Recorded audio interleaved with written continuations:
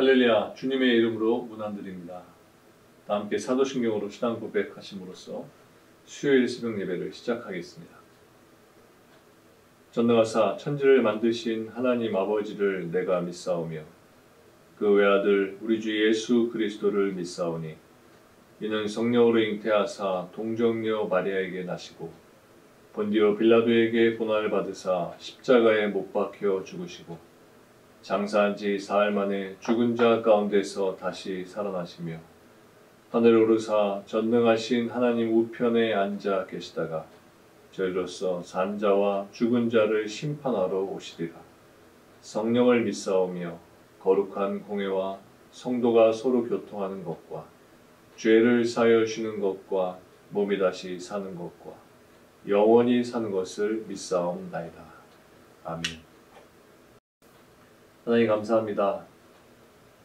우리들을 하나님의 자녀, 하나님의 백성 삼아주시고 이 세상에서 이 땅의 것들을 추구하며 바라며 또 이 땅의 것들에 묶여서 살지 아니하고 영원한 나라, 하나님 부르시는 그날을 바라보며 영생의 그날을 소망하며 살 수 있도록 인도하신 하나님 감사합니다. 세상의 것들을 바라보면 우리들이 가진 신앙과 믿음이 흔들릴 수밖에 없고 하나님으로부터 멀어질 수밖에 없는 우리들이지만 그때마다 우리들에게 말씀을 주시고 주님의 손길로 우리를 인도해 주셔서 그런 유혹들로부터 그런 흔들리는 그런 요소들로부터 우리를 지켜주시고 또 날마다 새롭게 우리를 만들어 주시니 감사를 드립니다. 오늘도 하루를 살아가며 그런 많은 유혹들이 우리들에게 있게 될 것이지만 우리들이 흔들리지 않을 수 있는 것은 오직 하나님께서 우리를 붙드시고 견고한 반석 위에 우리를 세워주실 믿으며 우리들이 오늘도 이 예배의 자리로 나아갑니다. 주님, 오늘도 우리들에게 말씀하여 주시고 오늘도 주님 주신 믿음 가운데 살아갈 수 있도록 우리를 굳건한 믿음 위에 반석 위에 우리를 세워주시옵소서. 또 하루를 시작하며 여러 가지 기도 제목들을 가지고 주님께 올려드립니다. 이 시간을 통하여서 주님께 기도할 때 우리의 마음을 붙들어 주시고 또 우리가 가진 모든 세상의 염려들, 걱정들, 또 문제들 주님 안에서 해결함 받는 은혜로 바꿀 수 있도록 인도하여 주시옵소서. 감사를 드리며 예수님의 이름으로 기도합니다. 아멘. 하나님께서 오늘 우리에게 주시는 말씀은 시편 107편 1절부터 9절까지의 말씀입니다. 제가 오늘 본문 말씀을 두 번 반복해서 읽어드리겠습니다. 여호와께 감사하라. 그는 선하시며 그 인자하심이 영원함이로다. 여호와의 속량을 받은 자들은 이같이 말할지어다. 여호와께서 대적의 손에서 그들을 속량하사 동서남북 각 지방에서부터 모으셨도다. 그들이 광야 사막길에서 방황하며 거주할 성읍을 찾지 못하고 줄이고 목이 말라 그들의 영혼이 그들 안에서 피곤하였도다. 이에 그들이 근심 중에 여호와께 부르짖으매 그들의 고통에서 건지시고 또 바른 길로 인도하사 거주할 성읍에 이르게 하셨도다. 여호와의 인자하심과 인생에게 행하신 기적으로 말미암아 그를 찬송할지로다. 그가 사모하는 영혼에게 만족을 주시며 줄인 영혼에게 좋은 것으로 채워주심이로다. 다시 한 번 더 1절부터 9절까지의 말씀을 제가 봉독해 드리겠습니다. 여호와께 감사하라. 그는 선하시며 그 인자하심이 영원함이로다. 여호와의 속량을 받은 자들은 이같이 말할지어다. 여호와께서 대적의 손에서 그들을 속량하사 동서남북 각 지방에서부터 모으셨도다.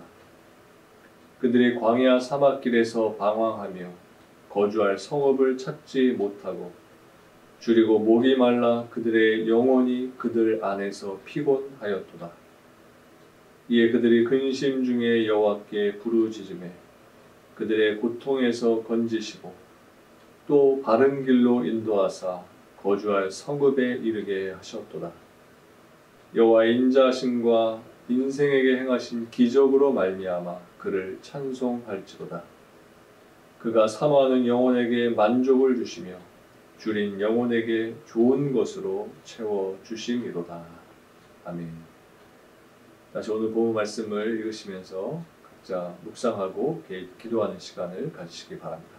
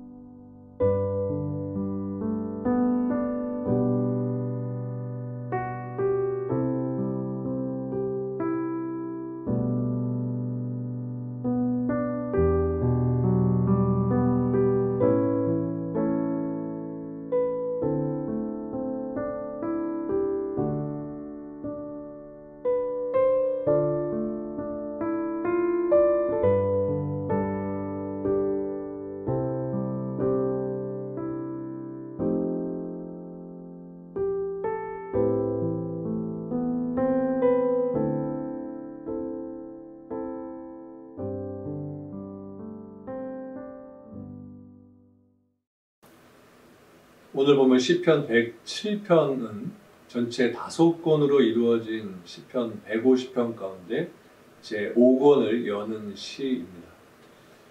그 시는 선민 이스라엘을 대적으로부터 구하신 하나님의 인자하심에 대해서 감사하고 찬양하는 감사 예배 시입니다. 그런데 이 시의 저자는 누구인지 알 수 없습니다. 때문에 이 시의 저작 배경도 단정을 지어서 말할 수 없습니다. 하지만 본문 내용에 비추어서 볼 때 이 시는 바벨론 포로 귀환 시대에 한 익명의 사람이 이스라엘을 구원해 주신 하나님의 인자하심에 감사하고 찬양한 시로 여겨지고 있습니다. 1절을 보면 시인은 여호와께 감사하라. 그는 선하시며 그 인자하심이 영원함이로다. 이렇게 노래했습니다. 즉 여호와의 선하심과 인자하심으로 인하여 여호와께 감사하라는 것입니다. 시인이 여기서 여호와께 감사하라는 말을 시의 시작 부분에 둔 것은 그만큼 하나님에 대한 감사를 그가 강조하기 위한 것입니다. 이점 시인이 이 시를 지은 첫 번째 이유는 바로 하나님께 감사하기 위해서였던 것입니다. 그리고 시인이 이렇게 하나님께 감사했던 것은 그가 하나님의 선하심과 인자하심이 영원하시다는 것을 그가 절감하게 되었기 때문입니다. 우리는 시인이 이렇게 하나님의 선하심과 인자하심이 영원하다라고 말하게 된 이유를 알기 위해서 먼저 이 시의 저작 배경을 이해할 필요가 있습니다. 앞에서 말씀드린 대로 이 시는 바벨론 포로에서 귀환한 이스라엘의 한 익명의 시인이 지은 것으로 추정이 됩니다. 이스라엘 백성들은 하나님의 거듭된 경고에도 불구하고 하나님을 배신하고 또 우상을 숭배하면서 하나님을 거슬리는 행동을 했습니다. 그래서 하나님께서는 바벨론으로 하여금 이스라엘을 치게 하심으로써 이스라엘을 망하게 하시고 그 백성들은 포로로 잡히게 하셨습니다. 한마디로 이스라엘 백성들은 최악의 상황 가운데 놓이게 되었던 것입니다.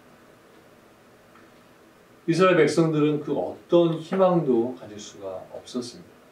나라가 망하고 온 백성들이 이방 땅에 포로로 끌려간 상황에서 자신들의 회복을 바란다는 것은 도저히 불가능한 일이었다는 것입니다.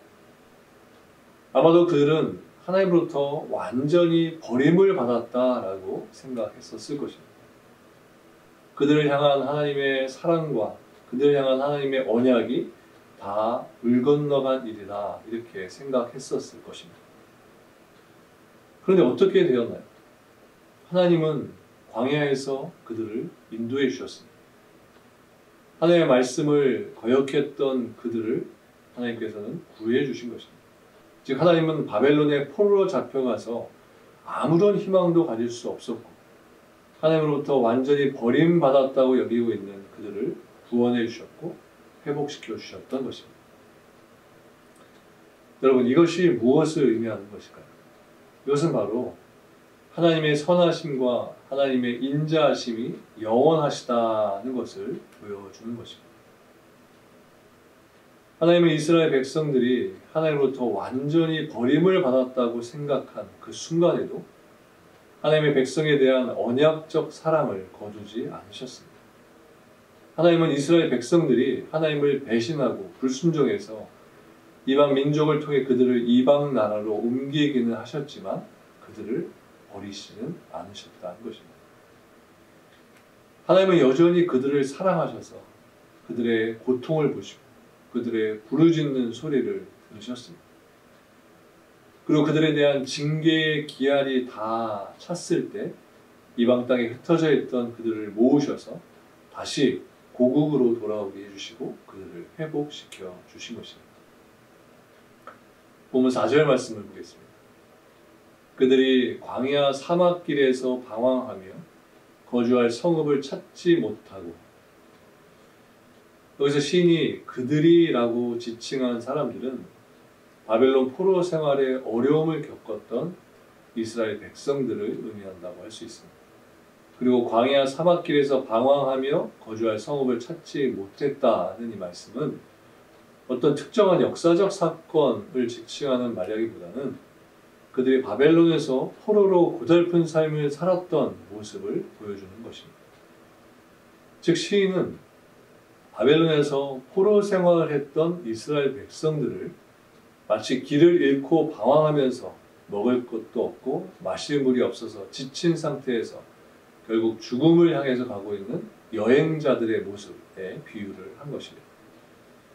그러면 우리가 관심을 가져야 할 문제는 그들이 왜 광야 사막길에서 방황하면서 거주할 성읍을 찾지 못하는 그런 처지가 되었는가 하는 이것입니다. 이에 대해서 본문 10절 이후의 말씀을 보면 우리에게 명확한 해답을 제시해 주고 있습니다. 그것은 바로 그들이 하나님의 말씀을 거역하고 하나님을 떠난 삶을 살았기 때문이라는 것입니다. 선지자 예레미야는 예레미야서 2장 13절에 보면 이렇게 말합니다. 내 백성이 두 가지 악을 행하였나니 곧 그들이 생수의 근원이 되는 나를 버린 것과 스스로 웅덩이를 판 것인데 그것은 물을 가두지 못할 터진 웅덩이들이니라. 즉 그들이 악을 행했기 때문에 사막에서 길을 잃고 방황하는 자와 같은 그런 처지에 놓이게 되었다는 것입니다. 여러분, 우리가 광야에 있느냐, 예루살렘에 거하느냐, 성전에 거하느냐가 중요한 것이 아닙니다. 우리가 어디에 있든 하나님을 떠난 인생은 방황하는 존재일 수밖에 없는 것입니다. 하나님 없는 인생은 아무리 안락하고 그것이 안전하다고 느껴질지라도 그는 영혼의 굶주림과 갈증을 느낄 수밖에 없다는 것이 사실입니다. 그러면 우리는 하나님을 떠나서는 안 되는 것입니다. 하나님 안에 있을 때만이 우리는 안정감을 누릴 수 있고 평안함을 누릴 수 있는 것입니다. 광야에서 수십만 명이 40년의 세월을 지냈습니다. 그런데 신명기 29장 5절에 보면 몸의 옷이 낡아지지 아니하였고 아래의 신이 헤어지지 아니하였느니 라고 했습니다. 광야에서 이스라엘 백성들이 이렇게 놀라운 복을 누렸던 것처럼 우리가 하나님을 모시고 하나님과 동행하는 삶을 살 때에 우리는 치우침이 없이 흔들리지 않는 믿음 가운데서 살아가게 되는 것입니다. 본문 4절과 5절 말씀을 보겠습니다. 그들이 광야 사막길에서 방황하며 거주할 성읍을 찾지 못하고 줄이고 목이 말라 그들의 영혼이 그들 안에서 피곤하였도다. 여기서 시인은 이스라엘 공동체가 처했던 어려움을 몇 가지 단어로 표현을 하고 있습니다. 그 단어들은 광야 사막길, 방황, 줄이고 목마름, 그리고 영혼의 피곤함이라는 이러한 표현들입니다. 그래서 광야 사막길이란 말은 인간의 힘으로는 살아갈 수 없는 곳을 의미하는 것입니다. 그런데 여러분, 이런 곳에서 마실 물과 먹을 음식이 바닥이나 버리고 또 갈 방향조차 잃고 헤매는 그런 처지가 되었다는 것은 바로 죽음을 의미하는 것입니다. 여기서 시인은 바벨론에 끌려간 이스라엘의 처지를 바로 사막 가운데에서 먹을 음식과 마실 물이 없어서 이제 죽을 운명에 처한 모습에 비유를 하면서 설명을 해주고 있는 것입니다. 그런데 6절과 7절 말씀에 보면 이렇게 기록하고 있습니다. 이에 그들이 근심 중에 여호와께 부르짖으매 그들의 고통에서 건지시고 또 바른 길로 인도하사 거주할 성읍에 이르게 하셨도다. 죽음 앞에 섰던 그들은 마지막 선택을 했는데 그것은 바로 하나님을 향해서 부르짖는 일이었습니다. 죽음 앞에서 그들은 하나님을 향해서 부르짖었고 그 부르짖음을 들으신 하나님께서 그들을 건져주시고 그들을 바른 길로 인도해 주셨다는 것입니다. 여러분, 이 얼마나 놀라운 사건인가. 모든 소망이 끊어지고 죽음 앞에 놓여졌던 그들에게 극적인 반전이 있게 된 것입니다. 하나님의 말씀을 거역하고 떠났던 그들이 하나님께 부르짖자 하나님은 아무런 주저함도 없이 그들에게 구원의 길을 열어주신 것입니다. 여러분들의 삶은 어떠십니까? 혹시 말할 수 없이 고단하고 힘든 골짜기와 험난한 산길을 걷고 계십니까? 여러분들의 모든 죄를 내어놓고 하나님께 진심을 다해서 부르짖으시길 바랍니다.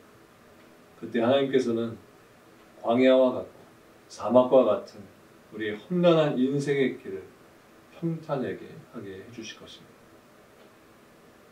시인은 이처럼 하나님께서 줄이고 목말라 고통당하는 이스라엘 백성들의 부르짖음을 외면하지 않으시고 그들이 하나님의 은혜를 간절히 사모했을 때 그들에게 좋은 것으로 만족시켜 주셨음에 감사하면서 하나님을 찬양하고 있는 것입니다. 예수님께서는 마태복음 7장 7절과 8절에서 이렇게 말씀하십니다. 구하라 그리하면 너희에게 주실 것이요 찾으라 그리하면 찾을 것이요 문을 두드리라 그리하면 너희에게 열릴 것이니 구하는 이마다 받을 것이요 찾는 이는 찾아낼 것이요 두드리는 이에게는 열릴 것이니라.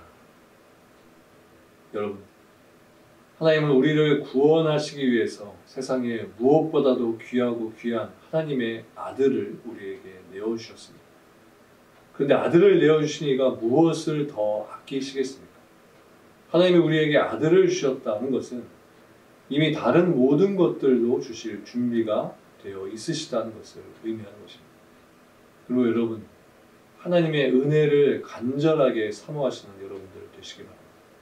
그리고 하나님은 항상 우리에게 가장 좋은 것을 채워주시는 하나님이시다라는 것을 확신하면서 하나님께 필요를 따라 구하시고 또 간절하게 기도하시는 여러분들 되시기 바랍니다. 하나님께서는 오늘도 여러분들의 간구와 기도에 응답해 주실 것입니다.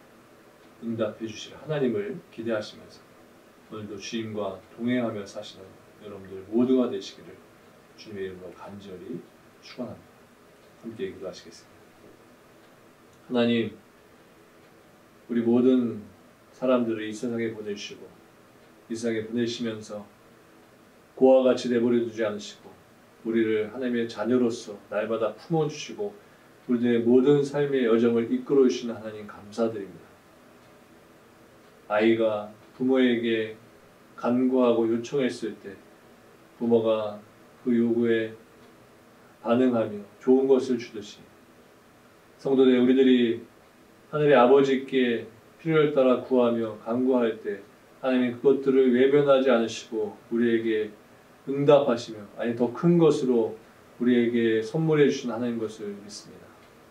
비록 우리가 현재 어려운 가운데 있을지라도 또 많은 문제들을 가지고 살고 있다고 할지라도 우리가 우리의 인생을 포기할 수 없는 것은 우리의 상황을 아시며 또 우리의 기도와 우리의 간구에 응답해 주시는 하나님이 우리와 함께하고 계심을 우리가 믿기에 이 어려운 순간들도 우리가 주님을 의지하며 나아가게 된 줄 믿습니다.